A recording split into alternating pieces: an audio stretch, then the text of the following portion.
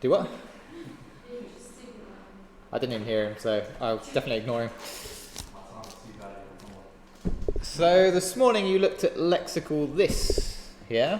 So I've got a similar example written up here to what you went through this morning, just dealing with some users. We can see that we've got two users defined, and at the bottom we're just returning user1.print message. So just as a quick recap, what will this return?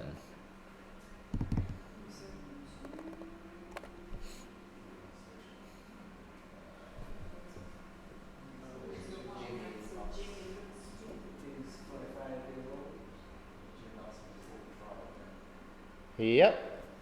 And what would the value of this be in this context? User 1. Good stuff. So if I run that, just to check we're all on the same page, don't know what the top bit's about, but Jimmy Luxford is 45 years old, as you correctly said, so very well done. So, my question to you is, and this is again a very, very common interview question, is how could we change the default behavior of let's call this? Can we do it in JavaScript? Yes. Yeah, okay, good. We agree that we can do it. And what ways are available to us in JavaScript to change? Say again? Cool. Yeah, we've got a method called cool. Apply, bind. What's the one? Sorry, I didn't catch it. Everything in the header that I've cleverly called the snippet to give everything away. But I don't think anyone noticed that apart from Porrick again, so well done for saying those. Yeah, so we've got a few methods available to us, right? Call, apply, and bind. And essentially that's what the board challenge is about this week, as well as let's call this. And I just wanted to run through those three different methods, their syntax, what they do, how we use them, all that sort of stuff. Yeah?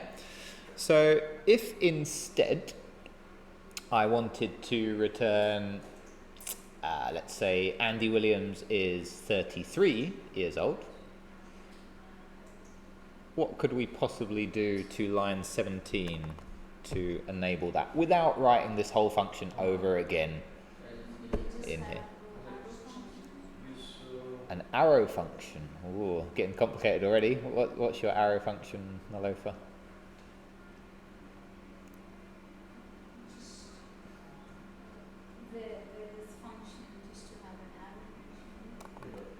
So you say if I took away the normal function and instead put an arrow function in there, what, and then put that stuff inside? Is that your suggestion? No, that's not your suggestion. What was your suggestion? Just if you have the arrow function, so if you take the parent is, yeah. Like this? Okay, so this is Nalofa's suggestion. Rather than using the function keyword, we use a Es6 Arrow Function. What will that do? How will that change the value of this? This is now a window. Yeah, this is now going to be the window object. Is Andy Williams defined on the window? No. So I don't think that will work, Nalofa, yeah? So let me run it, and hopefully I haven't already got first name and last name in the window. I've been playing around a bit this morning, so I might do, but let's see what we get. It should be undefined, hopefully. Yeah, so undefined is undefined years old. There's lots of undefineds in there. And that's because, as you correctly said, yeah, the value of this is now looking up the chain, right? And what is outside of user 1? Well, it's the global, the window object, yeah? And we have not defined the first name and the last name properties on the window. Just as a quick recap then from this morning, this is the practice obviously that you don't do, right? You don't define things to your global, but how would you do it if you saw it in some code? How would you know that it had been appended to the global? Yeah, so you could have just done something like that, right? First name equals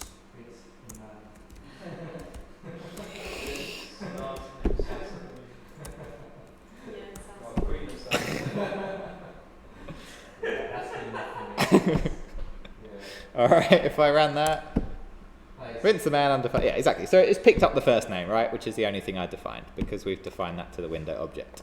Of course, yeah, don't do that. I love the fact that the answer to Vince the man was Undefined. Is Vince the man? Not known at this stage. All right, so rather than messing around with arrow functions in this case, I'm going to leave it as an original function just because it's easier to predict. Well, it's not easier to predict, but the behavior is more well defined, I guess, right? It's going to always look to the parent object or the object that invoked that function, right? So down here, if user1 invoked print message, then we can guarantee that this is going to be user1. So let's take out the arrow. I think that's now fine again. Oops, not with that because we're inside an object. So back to your question. Yeah, so back to the original question, right? How could we then change the value of this to reflect first name Andy and last name Williams? It's one of those methods we talked about, right? Call, apply, bind, maybe all of them. Yeah, so if we use this method called call, our first argument in that function is the object that we want this object to be. So if we want to return first name Andy, last name Williams, then yeah, you're quite right. Our object that we want, let's call this to be attached to or to point to, is user2.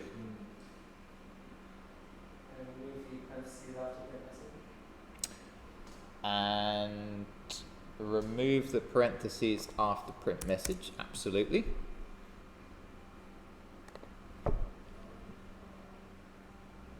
Is that it?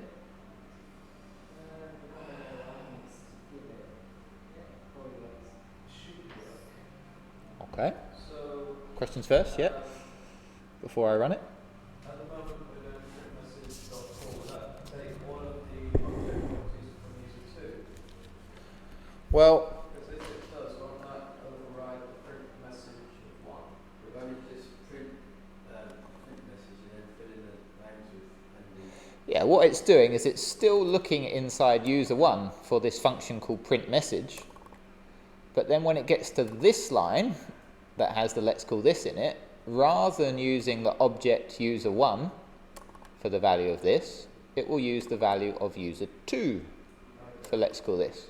So that means it's going to look inside of here for the first name and look inside here for the last name. But it doesn't look at print message user2, which is Nope, that was a little red herring that I put there. So in fact, it probably uses some way of recursion and you get like this dot print message inside of the print message function. What did you want to do? Let's keep it simple for now, and then we can go there maybe if guys have a similar question, or we can just play around a bit at the end. Yeah, let's get the methods clear first, what they do and the syntax. All right. What's up, Ian? What's recursion? What's recursion? So we did a workshop on recursion the other day, but essentially a function that calls itself. Yeah? No worries. So let's run it anyway. Let's just check we got it right. Yeah, let me clear the console a bit, make it a bit smaller. And we now have Andy Williams is 33 years old. So it's correctly identifying that we want to use the data from user 2, but adopting this same format of the function. So if you like as well, it's a way of reusing functions that you've defined elsewhere in your code and essentially passing new data to that function, or just reusing functions so it keeps our code really, really dry. Yeah. Otherwise, we would have to have written a whole new print message function, then do user2.printMessage. Why? When the function's essentially the same. So is that the same as doing user2.printMessage equals user1.printMessage, user2.printMessage? That was a lot of equals and print messages, but say again, Inez. User1 equals, is it the same as doing what? User1 equals user2 dot print message. And then there's no and then calling the function print message by saying user2 dot print message. you mean the other way round? User2.print message equals user1.print message. Leave print message without the parentheses for that one, and then on another line invoke a function but with user2. So user2.print message as a function. User2.print message is a string. Yeah, so Alright. user2.print message, which you've assigned up here, is just an empty string. So I think you meant to do it the other way around. User2.print message equals user1.print message, and then call user2.print message. And that would probably work. But look, if I do it now, I think we're just gonna get an empty string. Well, we are gonna get anything back, or was it return an empty string? It'd probably say it's not a function, right? Because it's just a string. I think we're gonna get some sort of, yeah. User2.print message is not a function, right? We tried to call an empty string, which is just nonsense in that case. If we did it the other way around, which I think is what you meant to do, and this is similar to an example I know that Ricardo did this morning, so that's why it's in your head. Yeah, now we've effectively copied this function into this user2 object and then called it. So that should, yeah, also work. So is that the same? So that's this is. It ends up with the same result, but behind the scenes, that's not what's going on, because this way you've permanently assigned, even if that wasn't there, all right, you've permanently assigned a new property to the object user2. Whereas using call, if you like, you're just borrowing this function and changing the let's call value of this, the value of let's call this. Yeah. Line bind are used to change the default value. Okay. Yeah, absolutely. So not quite the same, but another way of achieving a similar result. Yeah. Let's go back a few steps. User1.print message call user2. That was where we were at, all right? Just run that again, just to check I haven't made any without the parentheses again. Yeah, thank you.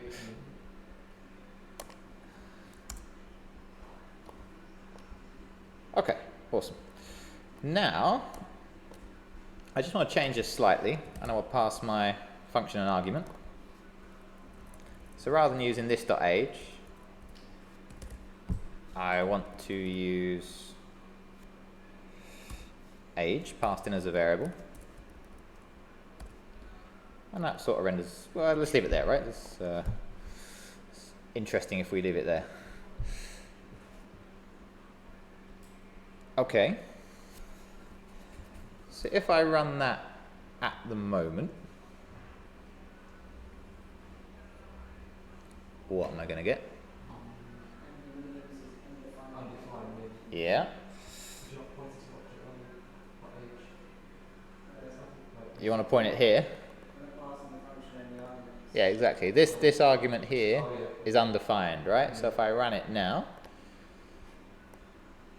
Andy Williams is undefined years old. Even though there's an age up here, we're looking at this age, the age that has been defined within that execution context, within the function. All right? So my question is, how do we pass arguments then to our print message function? So inside the call, you need to pass another value, don't you? So comma. Yep. So call doesn't just accept one argument. It can accept a lot of arguments. Actually, I don't actually know how many. I don't know what the limit is in JavaScript, but the first argument is always what we want the value of this to be.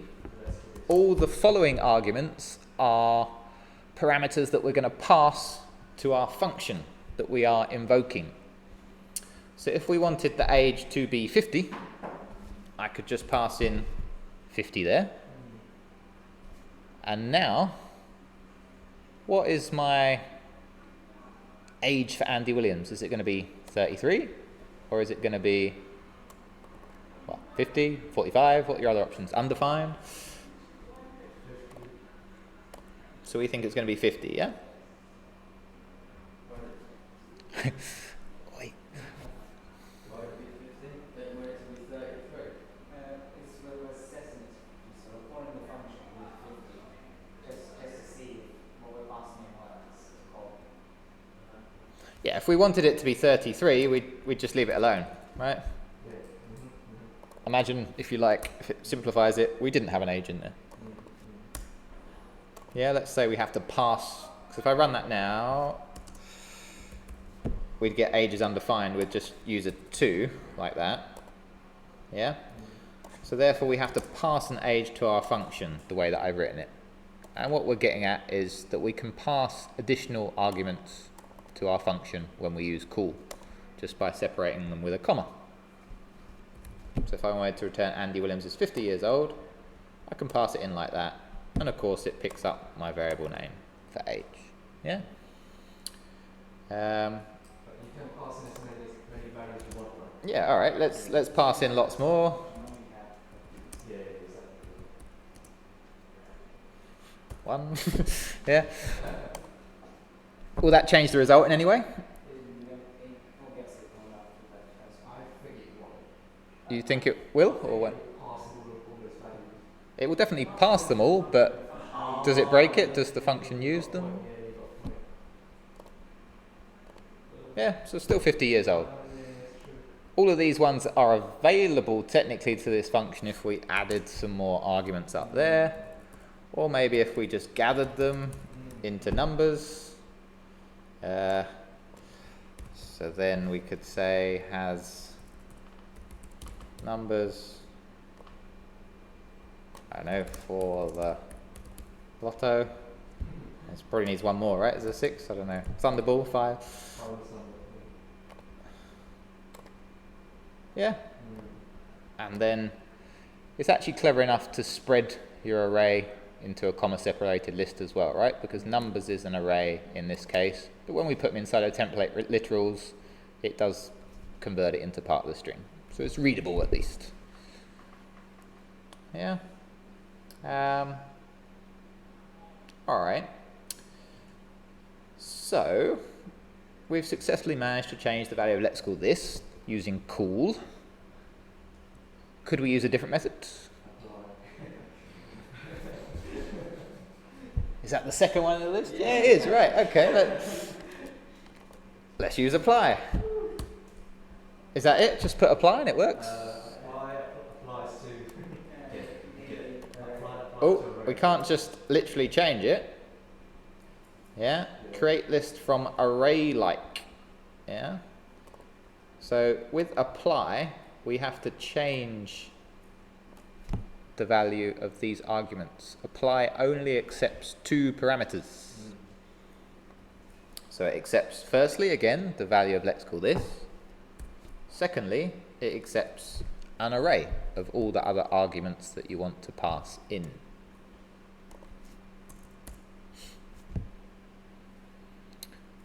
So if you're confused of the difference, and again, it's a very common interview question, what is the difference between call and apply?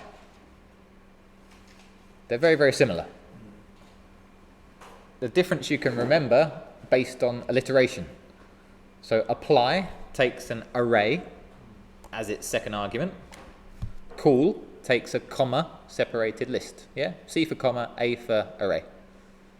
That is a good way to remember the difference. So this should now also print out the numbers for the lotto. Yeah. Andy Willis has 50. So we've got, yes, okay, so that's taken it as the, yeah, so it's sent, yeah, a bit confusing, right? It sent them as a list of arguments even though we passed them in as array. So if we did want to use them all again, we'd have to do that. Yeah, it's a little bit confusing, but behind the scenes it's taking that array and just assigning the first value in that array to numbers if we left it like that. So, what's that? Sorry, Vince? Oh, you okay? Maybe I've predicted the numbers. Yeah. Do they even go up to 50? Who knows? Good luck, Vince. Is all I can say based on that. You got a chance. You got a chance. Good a chance as any. All right. Yeah. So that is really the only difference between call and apply, is how you pass in the arguments. They do the same thing. They still reassign the value of let's call this. Can we put something weird in there, like a string or an array?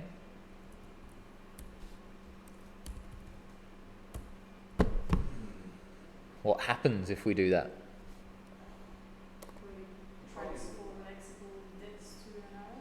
Will it transform let's call this to an array? Well, that's the question, right? That's what call and apply technically do. They change the value of let's call this to whatever you pass in here as this first argument. But it should be an object. What's that? Technically, an array is technically an object. Yeah, it inherits from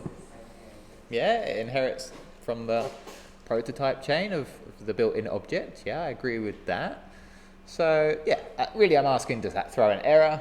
Does it accept it as an array? If it does accept it as an array, do we get a meaningful answer?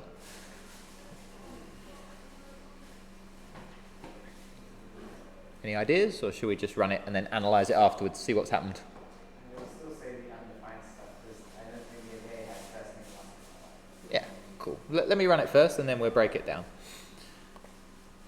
Okay, so we actually get undefined has 50 for the lotto. So we're still getting our numbers, of course it is, yeah? We're passing them in as before. The issue is with this dot first name and this dot last name. It has not thrown an error. So in other words, it has actually changed the value of this to be an array containing user 2. So let's have a look. If we just do a console log on the top line, so don't forget any time if you're unsure what the value of this is, you can just log it to the console just to check. So what is the value of this inside of the function print message? Did it log? Yeah. So it looks like it has changed it to an array, and it's changed it to an array that contains all of our data to user 2. But why is it undefined? Well, it's undefined because it doesn't really matter what I had in there, right? It was a bit confusing maybe putting user 2 in there. But an array doesn't have a property called first name, and it doesn't have a property called last name.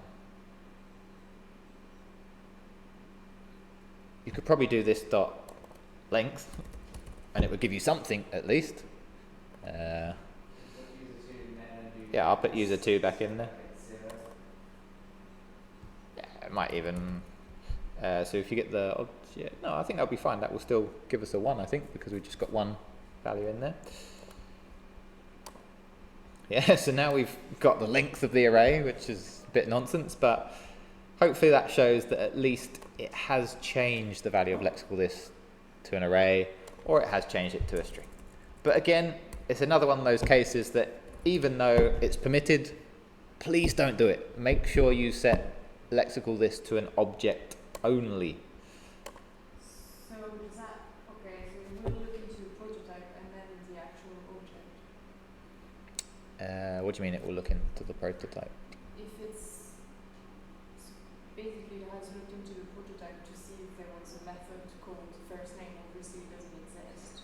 Well, it's just looked at the string itself. Yeah, it's looked at the string itself. Is there a property called first name attached to this string or attached to that array? Of course not, right? It's just a string, or it's just an array. It doesn't have properties set to it in that way. But what if you were to say like, I mean, it's stupid, but like this dot to lowercase? Yeah. So if you said this dot to, oh yeah, it's already lowercase, yeah, to uppercase, and invoke it.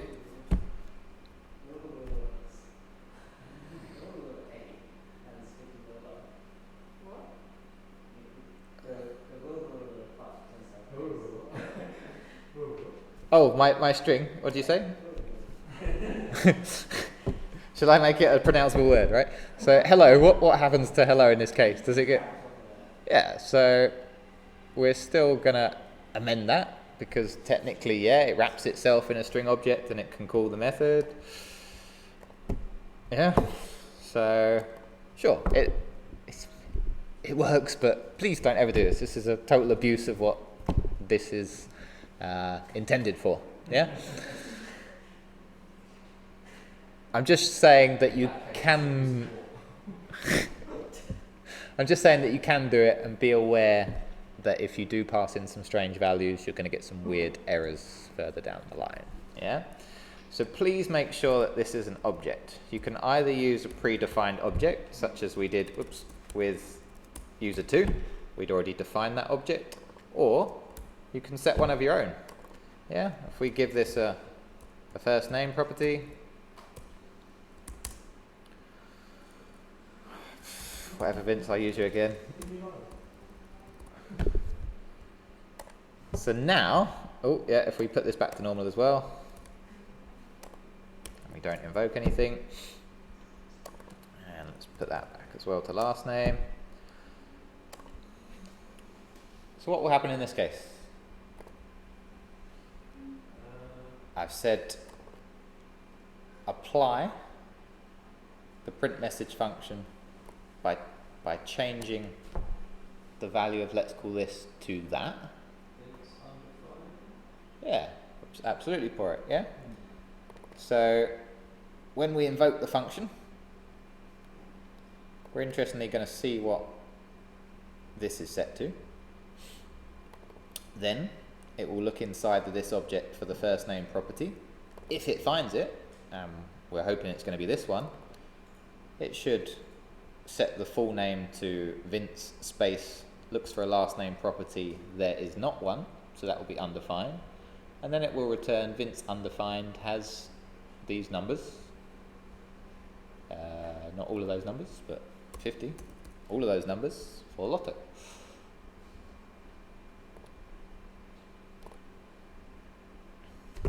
Yeah. And what was the value of let's call this? Well, it was the object that we just passed in.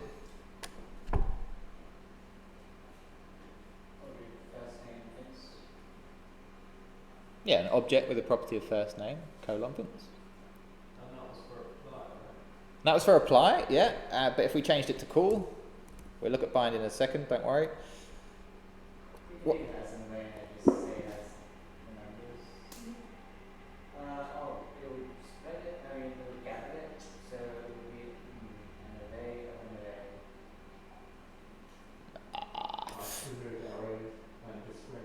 We try running it. Yeah, you could run it. I don't want to confuse matters by sending an array really into call, but yeah, so technically it works. But historically, why did we have two methods then? Why did we have apply and why did we have call? These are quite old methods. Let's call this has been around a long time in JavaScript. Why do you think we've got two methods, apply? Because there was no spread operator. Yeah, there's no spread or gather. So that's a very modern addition to the language, right? And it wasn't that easy to turn, well, it's not too hard, but it wasn't that easy to turn an array, turn arguments into an array and all these sorts of things. So therefore, we wanted to have the option, if we had our data or our parameters as an array, let's be able to use a different method to change let's call this, as opposed to having to adapt it for call, yeah?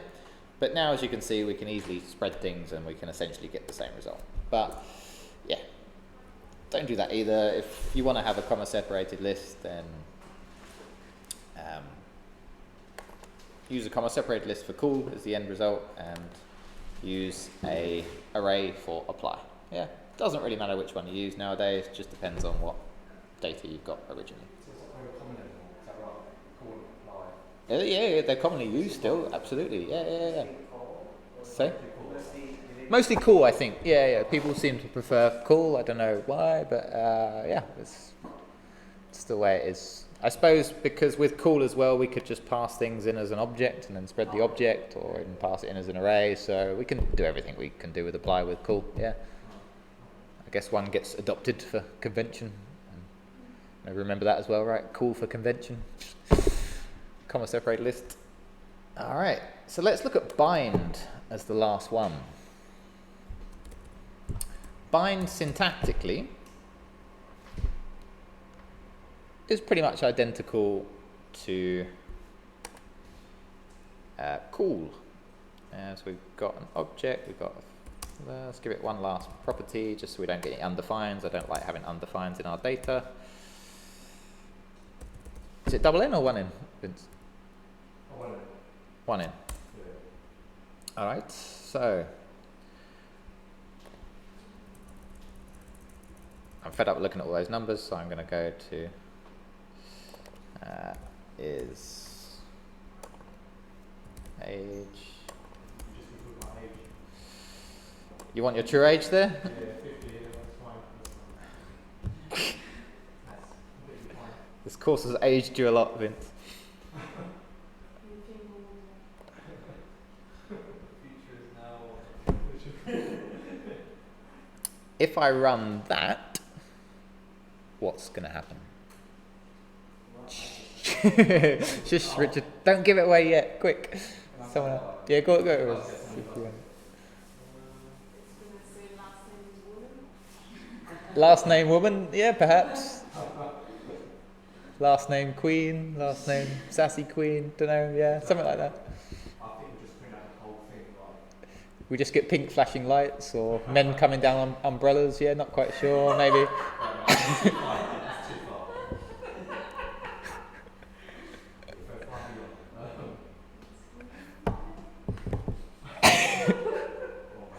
Right, back to the question. Focus, people.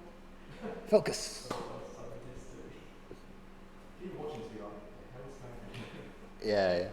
We won't use this to display to any investors, right? As this video. Alright, I'm gonna run it. Okay. Oh, did you want to say Vince first? Yeah. We'll just print out what's inside the bind. Or Yeah. Essentially, yeah. it's gonna give us all this Yeah. mumbo jumbo, right? It's gonna print out Yeah, exactly. the function. Yeah, function. And why is that? Well, bind doesn't actually invoke the function in the same way that call and apply do. So how you tend to use it is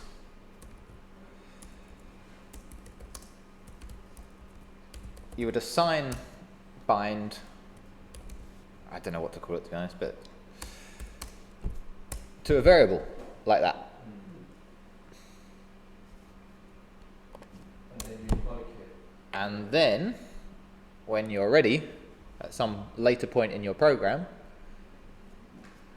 you would invoke it.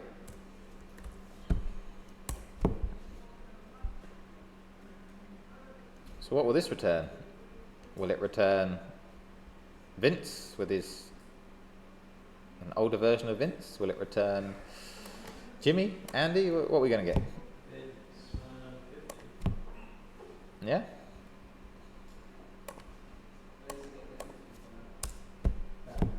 So it gets to 50 because we've still passed in the 50 as a comma separated list. Can we pass multiple arguments to bind? Absolutely. If you omit the 50 and 56, then you put 50 in custom this and all.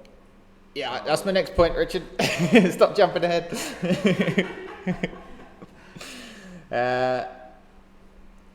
Going on.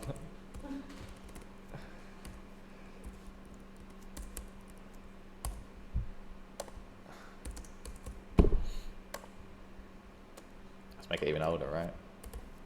Am I old? Okay. You are now. Yeah. So you're 50 years old, going on 90. Whatever. Yeah, I'm just making up nonsense at this stage. But because we haven't actually invoked the function directly here, and we invoke it at this stage, Richard's suggestion is, rather than using 90 here, can we pass our arguments, or an argument, down there? And if so, does the 90 overwrite the 50? Do we get both of them? Do we just get the 50? What happens? I think it still works. Think it will still work as before? Or Aeneas is saying you just get the 90 because that's all that we've passed to the function. I think it would be age Well, you get is first 90. name, last name, and 90. Update Old the age. is on the Yeah, sure. We're still going to get the first name and the last name. Yeah, we haven't passed them in any different way because they come from the this object. But what is age going to be? Is it going to be 50? Is it going to be 90? 90. Okay. And what about old then? Old is undefined because we haven't got a second argument here. Yeah. Okay. I'll run it and then I know Richard knows the answer, I think, but I'll run it anyway. So it still works. So this is a really cool behavior of bind. Is it? You find it confusing? So it's very sexy behavior, yeah? Because essentially if we have some of the arguments known, we can pass them in if we know them. And then if we have some additional arguments, then we can pass them in later, right? Or we could pass some in as an object and spread that. It's just like, it gives us a lot more freedom to be able to pass arguments in both places, yeah? If we have some unchanging values, let's pass them in when we bind it.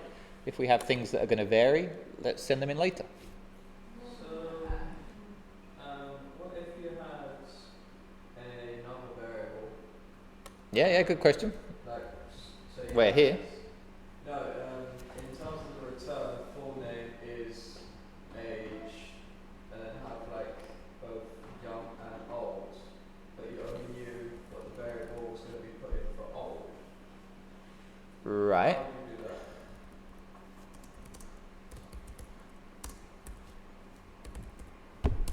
So here we would have age would be the first variable in terms of outside of name. Yeah. Age would be, so this one, you're saying age refers to the 50, uh-huh. And then customer-ness would be old in this case. Yeah. But what if we wanted that number to be for young? What would we put in old in order to make the gap? So you want 90 to be for young, Yeah, just or switch them around so that it's the third argument, something like that, right? Yeah. So you're saying have I got too many commas there? Yeah. So you're saying if you wanted the second argument to refer to young, yeah? And the last one to refer to old, or not? Actually, Did you mean you don't know the age for old? yeah, you don't know the age for old, but you know the age for young. So how do you know, how does custom this know the order of the argument? Yeah, so the order is always, it takes the ones that you've sent in to bind first. So no matter how many you had here, that would be your first argument. Yeah. 67 would be your second argument, and 90 would be your third one. If you had 3 here, well, you're actually going to send in 4 arguments, but only the first 3 are going to get picked up, yeah? Age, young, old, 78. So 90 just gets passed and it doesn't get assigned to a variable. It will be available via the arguments object, but yeah, it won't be available anywhere else. First argument is age, 50. The Yeah. second argument for 67 will be young. Yeah, The third is 78. yeah. So what if you didn't know what young was, is what I'm trying to say. Well, if you didn't know what young was, so this one, Yeah. what, and you know at some other later stage, But you don't know what young is. yeah, and then let's assume that young comes from somewhere else in your data at some point, yeah, because you're going to need it at some point. Okay, so you just put a placeholder of young as a variable. Yeah. Right, and then that should also still work. Yeah.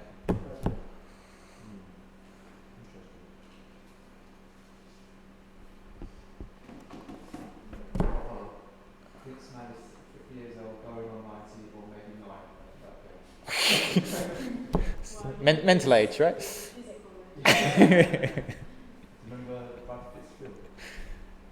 Oh yeah, Benjamin's. Is that the Benjamin Button thing? Is that what it is? Yeah. Live your life backwards. And of course, if you just put it in like that, we get, oh, actually, it didn't like it at all, right? Young is not defined. Yeah, it makes sense, right? Young is not defined, so it's not even going to be undefined. We just, that will fail. Yeah. Yeah, how else do you want to play around with this? Does anyone want to play around with what we've done so far and see what happens if we mix up this, mix up that?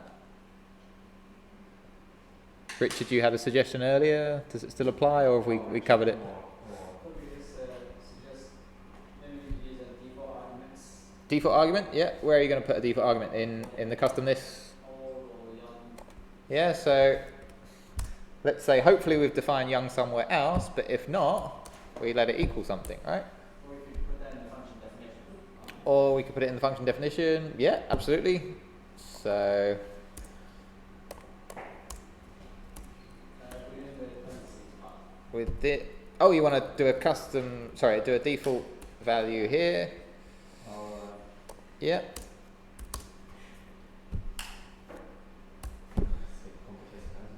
Which one's going to apply now? 7 or 8? Oh God.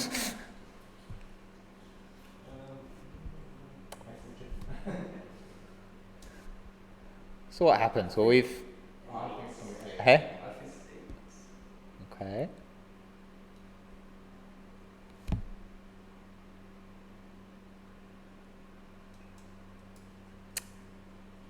Why do you think 8? Can you explain it? Similarly to how the scale style sheet works, it takes the latest one, since we're using young equals 8 as the latest one. Is that the latest one though? What line of code runs first? Does that bit run first or that bit run first? Oh.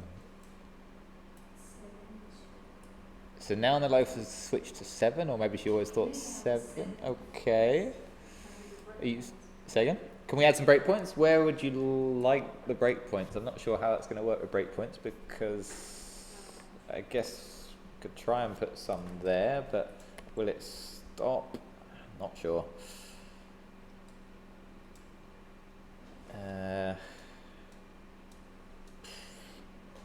I mean, I can console log young there, but it's not an easy one to put breakpoints for, unfortunately, because the default values are declared as part of the function, which is sort of happening in memory. They didn't even let me do it. No, I'm going to take them out because I don't know what's going to happen. Okay, anyway, let's see what we got and then we can explain it. So it's 8. It is 8. Why? Well, how the default values work. If young is not defined, then we're going to set it to 8. So we haven't declared it anywhere else in our file, right? We don't have a let young equal some sort of value there. Getting younger and younger as you go. Vince, you are truly Benjamin Button. So because we haven't defined young anywhere, we're going to set it to this default value of 8. Then, when we actually call our function and we check, have we got a value for young? If not, set it to 7. Well, we've already got this value of 8. So it doesn't get overwritten by the default value because we've already got a value for young. Yeah, so therefore this default value is ignored. We retain the value for 8. And on we go. If we appended young, have we appended young to the window object in any way?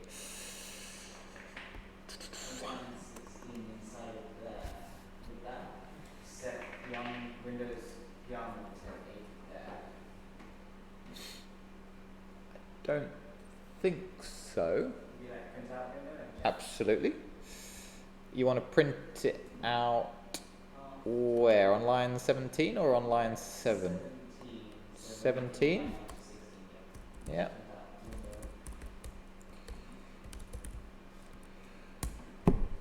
So we're looking for a property of young, which hopefully is going to be somewhere near the bottom. So I'm going to have to do a bit of scrolling. I don't think it sets it to the window. I think it stores it somewhere else temporarily, but I could be wrong. So we've got this console log of the window object. Got a hell of a lot of properties. This is What are those ones? Are they just the events yet? Okay, cool. So, you are right. So it does append it to the window object, and that's where it checks whether it exists. And if it does, then can we change it? What do you mean?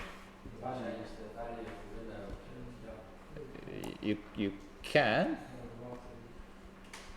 Where do you want to do that? At this line? How? Well, you just can write window dot whatever value you want, right? Window dot young equals, say, 6. Now will our value be 8, 7, 6? 5. It could be 5. Yeah.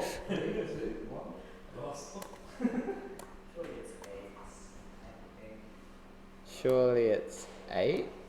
But doesn't that line?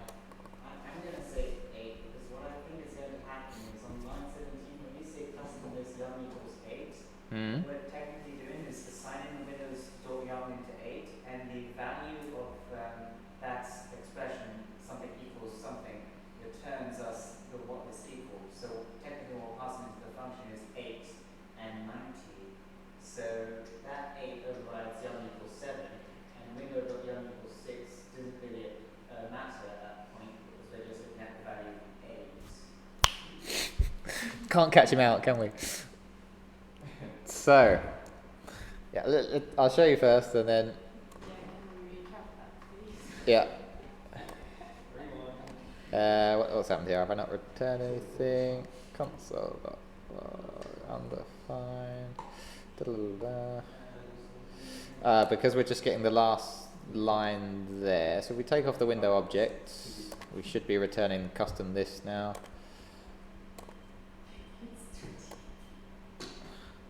Yep, so still 8.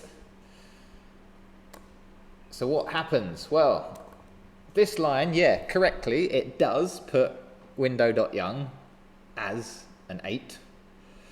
But when that goes to the function, that gets assigned, if you like, to a local variable, young equals 8. Yeah, that belongs now to this anonymous function. So when we do window.young, yeah, sure, we've changed the value of window.young to 6, but we haven't changed the value of young that belongs to the function. That has come from here. Yeah, it's that little hidden step. So if we did want it to be 6, we could just do that. Now we should get 6. Yeah. Confusing stuff. Yeah, I'm turning 6 maybe. What's that? I'm turning 6 maybe. 26 maybe. I'm turning 6. Turning 6. Oh yeah. 17 we could change the word young to anything else. Yeah. Now it's not going to affect it, right? 1 in the morning, the Koji River is still like. It's still streaming.